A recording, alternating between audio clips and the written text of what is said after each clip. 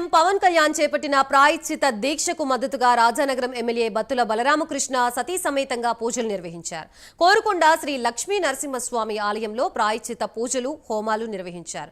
ముందుగా కోరుకొండ జనసేన పార్టీ కార్యాలయం నుంచి భక్తులు, మహిళలతో శోభాయాత్రగా వెళ్లారు.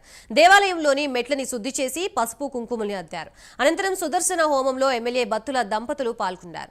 పవన్ కళ్యాణ్ దీక్ష విరమించే రోజు వరకు ఆధ్యాత్మిక కార్యక్రమాలు నిర్వహిస్తామని చెబుతున్న జనసేన రాజానగరం ఎమ్మెల్యే బత్తుల బలరామకృష్ణతో మా ప్రతినిధి Sriramamurthy face to face. Tirupati laddu ప్రసాదాన్ని అపవిత్రం చేసిన నేపథ్యంలో సనాతన ధర్మాన్ని పరిరక్షించాలని చెప్పి జనసేన అధినేత పవన్ కళ్యాణ్ ఒక ప్రాయశ్చిత దీక్షను చేపట్టారు. ఆయన రేపు తిరుమల కొండకు కూడా వెళ్ళి ఆ ప్రాయశ్చిత దీక్షను కూడా విరమించే కార్యక్రమం కూడా పెట్టుకున్నారు.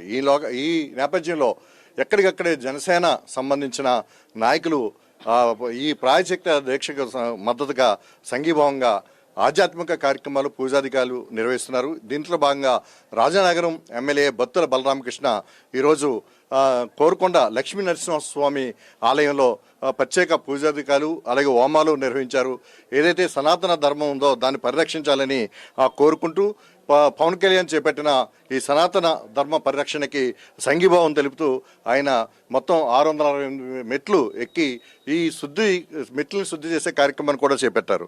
దీంతో బత్తు బలరామకృష్ణ మనతో ఉన్నారు. ఈ కార్యక్రమాన్ని ఉదయం నుంచి కూడా చాలా ఆధ్యాత్మికంగా, స్వాభావిమానంగా ఈ కోరుకొండ లక్ష్మీ నరసింహస్వామి సన్నిధిలో కొనసాగుతూ ఉన్నాయి. ముందుగా కోరుకొండ పురవీధుల్లో శోభాయాత్ర కూడా చాలా అంగరంగ వైభవంగా నిర్వహించారు. చెప్పండి బలరామకృష్ణ గారు, మీరు ఈ సంఘీభావ దీక్షా కార్యక్రమానికి హోమాలు నిర్వహించడం, ఈ మెట్లు శుద్ధి చేయడం, శోభాయాత్ర నిర్వహించడం ఇవన్నీ ఎట్లా చేపట్టారు? నమో నారాయణాయ, నమో వాసుదేవాయ, నమో గోవిందాయ. ఈ యొక్క ఆంధ్రప్రదేశ్లో గత వైసీపీ ప్రభుత్వం దేవాది దేవుడు, లోకాలన్నిటికీ దేవుడు, కలియుగ దైవం ఈ యొక్క శ్రీ వెంకటేశ్వర స్వామి పేరు చెబితే భారతదేశంలోనే కాకుండా దేశ విదేశాల్లో ఉన్నటువంటి వాళ్ళందరూ కూడా ఎంతో పులకరించిపోయి తప్పించిపోతారు. భక్తిభావంతో ఉర్రెక్తులేగిస్తున్నటువంటి స్వామి తిరుమల వెంకటేశ్వర స్వామి. అలాంటి తిరుమల వెంకటేశ్వర స్వామి పాద పద్మాల నుండి వెలువడినటువంటి లడ్డు తిరుపతి వెళ్ళలేని వాళ్ళు, ఏయో రకరకాల కారణాల రీత్యా కానీ, అనారోగ్య రీత్యా కానీ, ఆర్థికపరమైన రీత్యా కానీ, ఏయో రకరకాల వాళ్ళ కారణాల వల్ల రాలేకపోయిన వాళ్ళు తిరుపతి వెంకటేశ్వర స్వామి పాద పద్మాల నుండి వెలువడినటువంటి లడ్డూ ప్రసాదాన్ని కానీ స్వీకరిస్తే గత 7 జన్మల్లో చేసిన పాపాలన్నీ కూడా పోతాయని చెప్పి ఈ యొక్క హిందువుల యొక్క ప్రగాఢ విశ్వాసం. అలాంటి లడ్డూని అపవిత్రం చేసింది వైసీపీ ప్రభుత్వం. ఆ అపవిత్రం చేయడం వల్ల ఎన్నో ఉపద్రవాలు దేశంలో, ఎన్నో రకాలుగా మహమ్మారులు, ఉపద్రవాలు, ప్రకృతి వైపరీత్యాల వల్ల జన నష్టం, ప్రాణ నష్టం, జంతు నష్టం, ఆస్తి నష్టం జరుగుతున్నాయి. ఇలాంటి పరిస్థితుల్లో ఎన్డీఏ కూటమి వచ్చిన తర్వాత ఏంటి ఎలా జరుగుతుందనే దాన్ని చూస్తే, అన్ని కోణాల్లోని కూడా చూస్తే ఈ యొక్క తిరుపతిని అపవిత్రం చేసినటువంటి కోణం కూడా వెలుగులోకి వచ్చింది. తీరా లడ్డూ చూస్తే జంతు మాంసాలు, జంతు కళేబారాలతో తీసినటువంటి ఆయిల్స్ ద్వారా ఈ యొక్క తిరుపతి లడ్డూని తయారు చేస్తున్నారు. అంటే నెయ్యికి గోవు అనేది ఒక యజ్ఞం నుండి పుట్టింది. అది గోవుకి తల్లి తండ్రి లేకుండా ఒక యజ్ఞం నుండి పుట్టినటువంటి ఆవిర్భవించింది. అలాగే క్షీరసాగర మధనం నుంచి ఆవిర్భవించినటువంటి జంతువు గోవు. ఆ గోవు పాలు ఎంతో పవిత్రమైనవి. ఆ గోవు నుంచి తీసినటువంటి, గోవులో ఉన్నటువంటి ఏ వస్తువైనా సరే అద్భుతంగా చెప్తారు. గోమయం కానివ్వండి, గోమూత్రం కానివ్వండి, గో పాలు కానివ్వండి, నెయ్యి, అలాగే మజ్జిగ, ఇవన్నీ కూడా గోలో ఈ యొక్క ఏదైతే ఉంటాయో అవన్నీ కూడా 5 రకాలుగా గోవు పవిత్రమైనటువంటిది ఇస్తుంది. అలాంటి గోవు నుండి వచ్చినటువంటి ఈ యొక్క నేతితో తయారు చేయాల్సిన లడ్డూని కళేబరాల ఎముకల నుంచి తీసినటువంటి ఆయిల్స్ ద్వారా తయారు చేయడం వల్ల అపవిత్రం అయిపోయింది. హిందూ ధర్మం అనేది కూడా అపవిత్రం అయిపోయింది. దానివల్ల ఈ ప్రకృతి వైపరీత్యాలన్నీ కూడా వస్తున్నాయి. అదేవిధంగా చూస్తే ఈ అకాల వరదలు, అదేవిధంగా చూస్తే కరోనా లాంటి మహమ్మారి రావడానికి కూడా ఇలాంటి కారణాలు అనేసి కొన్ని పురాణాలు ఘోషిస్తున్నాయి.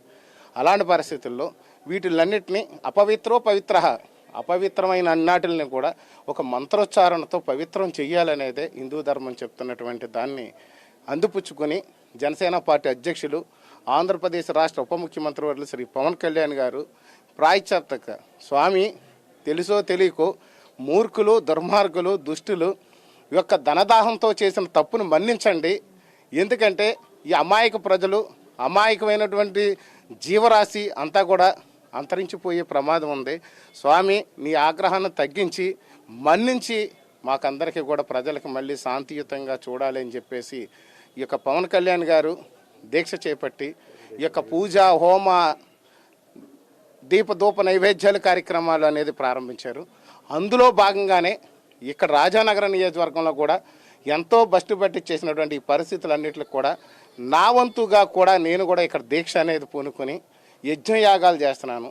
ఇప్పటి వరకు గణపతి హోమం, రుద్రహోమం, చండీ హోమం, మృత్యుంజయ హోమం, ధన్వంతరి హోమం, సుదర్శన హోమం ఇలాంటి హోమాలన్నీ చేస్తున్నాం. ఈరోజు రాజానగరం నియోజకవర్గంలో స్వయంభూ శ్రీ లక్ష్మీ నరసింహస్వామి వారి దేవస్థానం దగ్గర ఇక్కడ ఊరేగింపుగా మహిళామ తల్లులు అందరూ కూడా కలిసి వేలాదిగా వచ్చి ఇక్కడ ఒక సుదర్శన యాగం అనేది ప్రారంభించాం. అదేవిధంగా స్వామివారు పైన మూల విరాట్ ఉంటారు. ఇది దేవతలను నిర్మించిన ఆలయంగా చెప్తుంటారు. కాబట్టి సుమారు 610 మెట్లు ఉంటాయి. ఈ 610 మెట్లు మహిళా మూర్తులతోని, ఎన్డీఏ నాయకులతోని, భక్తులతోని, ఆశీష భక్త జనాలతోని ఈ యొక్క మెట్లన్నీ కూడా శుభ్రం చేసి పసుపు రాసి కుంకుమ బట్టలు పెట్టి స్వామివారికి దీపధూప నైవేద్యాలు, అర్చన, అలంకరణలు చేయడం జరిగింది. అదేవిధంగా ఇక్కడికి వచ్చిన వాళ్ళందరికీ కూడా ఇక్కడ మహా అన్నదానం కూడా ఏర్పాటు చేయడం జరిగింది.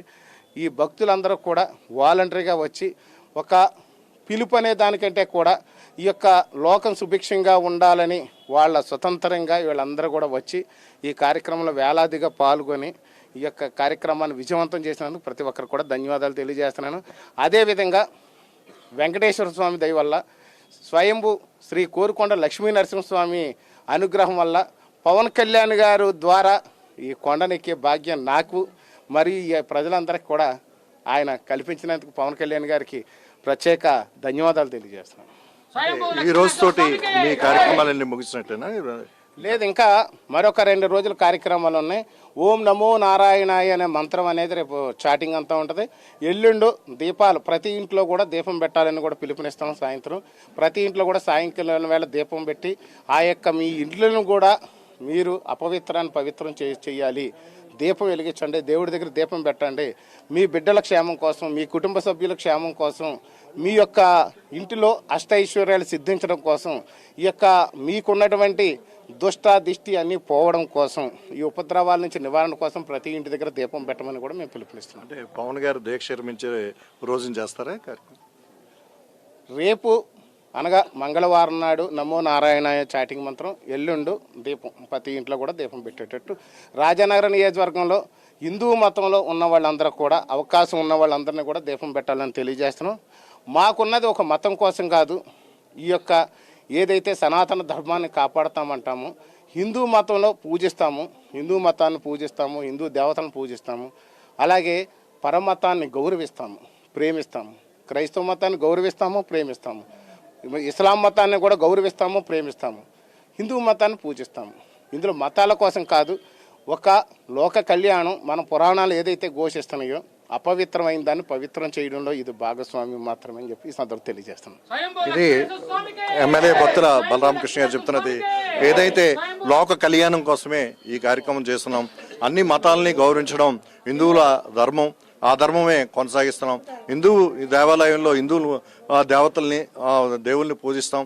పరమతంలో ఎవరున్నా సరే వాళ్ళని కూడా మేము గౌరవిస్తాం. అందుకనే ఈ కార్యక్రమం సనాతన ధర్మాన్ని పరిరక్షించాలంటూ పవన్ కళ్యాణ్ గారు చేపట్టిన కార్యక్రమానికి మద్దతుగా, సంఘీభావంగా ఈ వామాలు, ఈ కార్యక్రమం, ఈ ఆధ్యాత్మిక పూజాధికారులు నిర్వహిస్తూ హిందూ ధర్మాన్ని పరిరక్షించడమే తమ జయంగా ఈ కార్యక్రమం చేపట్టినట్టుగా బత్తుల బలరామకృష్ణ చెప్తున్నారు. కెమెరామెన్ రామకృష్ణతో శ్రీరామూర్తి, ప్రైమ్ న్యూస్, కోరుకొండ లక్ష్మీనారాయణ స్వామి సన్నిధి నుంచి.